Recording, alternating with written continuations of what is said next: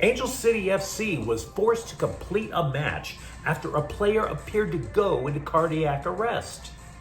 The Kings' general manager search includes its first known interview, and the Chargers appear to be constructing a big part of their defense around a second-year cornerback. Good morning. I'm James. And this is your daily dose of sports and snark for the greatest sports city in the world, Los Angeles. This is the Faithful Angelenos Morning Report. So, it is May 11th, 2025. Welcome back to the Sanctum Sanctorum of LA Sports, where we added multiple new subscribers to the Angeleno Familia last night. Thank you for getting in on the ground floor. We're going to do our best to keep you informed. And it's also Sunday, the Lord's Day. If you believe, as I do, take a moment and thank Him for the blessings in your life, like your mom. And like LA Sports. And if you'd like being in the know about LA, clickety-clack the like button. Clickety-clack the subscribe button. There's a notification bell. Hit that. It'll let you know when we drop new content. Sharing is caring. Let people know we exist. And by all means, comment. Now, before we go through the news and notes, a quick look at the scoreboard. It was an ugly Saturday for the Angelenos. Arizona defeated the Dodgers 3-0. And then New York Red Bulls said, hold my beer, and beat the daylights out of the Galaxy 7-0. There is a rapid recap of this historically infamous Galaxy loss. Look for it on the Galaxy playlist on this channel. Meanwhile, today, the Dodgers are at Arizona at 1, LAFC is at Vancouver at 4. And what do you say we get to the news? We didn't have a lot of information Saturday morning about Angel City FC defender Savi King collapsing during Friday's match against Utah. We now know she's responsive. She's in stable condition. And all of that, again, for the theme on Sunday, is a blessing. It is. What we can't tell you is how in the hell did they let this match continue? How? Even in the NFL, the most cold-blooded, corporate, squeeze every dime we can out of the fans and out of the networks league known to mankind, suspended a match in 2023 when a player had a cardiac event. For real. Who runs the NWSL? Vince McMahon? Because one day after a 20-year-old woman damn near died in front of a full stadium, you couldn't find a report on King on the NWSL website, not on the Utah website, not even on the Angel City FC website. If it didn't happen in front of tens of thousands of people, you would swear there's a cover-up happening. For example, NWSL termed this as a medical event, which is true in the sense that if you get a shark bite, that can be construed as a nibble, right? A little snacky snack. King appeared to get chest compressions after she collapsed on the pitch in the 74th minute. Guys, that's more than a medical event. That is a cardiac event. It is a life-threatening event. So while the care team is out there working on King, there's another Angel City player, Megan Reed, who is a trained paramedic, and she stepped in to try to keep everybody from losing their bleep on the pitch, to keep everybody composed. And by the way, to repeat, King is only 20. Her heart should be in pristine condition, even for a cardiovascular challenge that playing soccer for 90 minutes presents. So what in the hell happened? We don't know. Everybody's keeping tight-lipped about it. Now, there is no rule specifically stating when to call off a match, but, quote, the NWSL's 2025 competition rules allow for the postponement, delay, or cancellation of a game in case of a serious incident, injury, or fatality to a player, coach, official, team representative, or spectator, or other medical concern. Really? You don't say. Because then the NWSL said yesterday that league protocols were followed to the letter. Gee, sounds a little mixed up to me, right? And if that isn't enough to make you think that something smells more than a truckload of rotting fish outside of a Fontana brothel, here's another little twist. The protocols, they're only kept within the teams. They're not publicly available. So, according to NWSL, this is their line of this is what they're trying to tell you. Our top secret protocols were followed, and they had the authority to call off the match due to injury. What?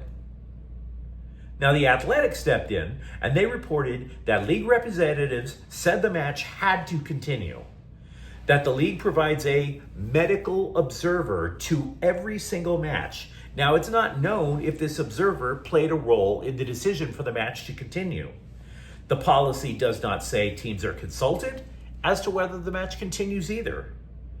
And by the way, if you're wondering if the teams wanted to continue playing, Utah did not want to. According to their manager, they said that that match should not have continued. So, where are we? There's no timetable for King to return, whether it's training, getting in a match. And there doesn't appear to be any timetable for transparency from this league either. So somebody's going to have to hold those calloused little feet to the fire, because you damn near had to call a hearse instead of an ambulance in front of tens of thousands of people at BMO Stadium, guys. Or I should say ladies.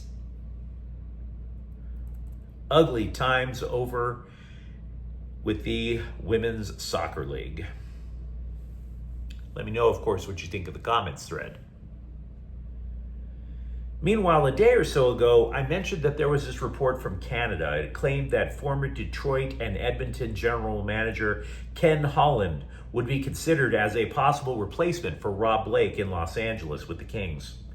And I was skeptical because the scribe just said, "Duh, he'd be considered." You know, you gotta do better than that, you hoser. I thought I'd speak in Canadian so that he would understand. You gotta do better than that. Here's the thing. There may be a little bit of smoke to this now. A different hockey scribe, an actual respected hockey scribe with sources, Pierre Lebrun, said Holland did in fact meet with the Kings about the gig.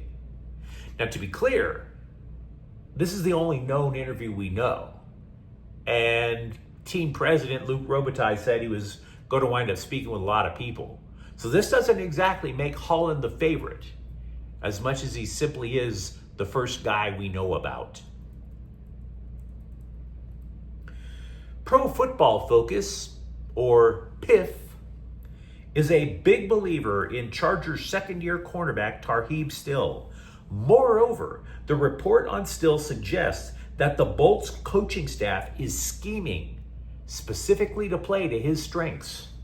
This is a long quote, but stick with me, it'll make sense. Quote, Still played a key role for the Chargers defense as a fifth-round rookie, playing over 800 defensive snaps throughout the year as the team suffered from a shortage of starters. The team brought in two outside corner options in free agency, Benjamin St. Just and Dante Jackson, which will open up Still to play more in the slot in 2025, the role he performed better in this past year, earning an 81.7% coverage grade, 81.8 overall grade from the slot. And then, of course, they gave his numbers when he lined up at overall as a corner. So in other words, Still is best not working as a corner, but working as the slot. Now, if this works out for the Bolts, Mazel Tov.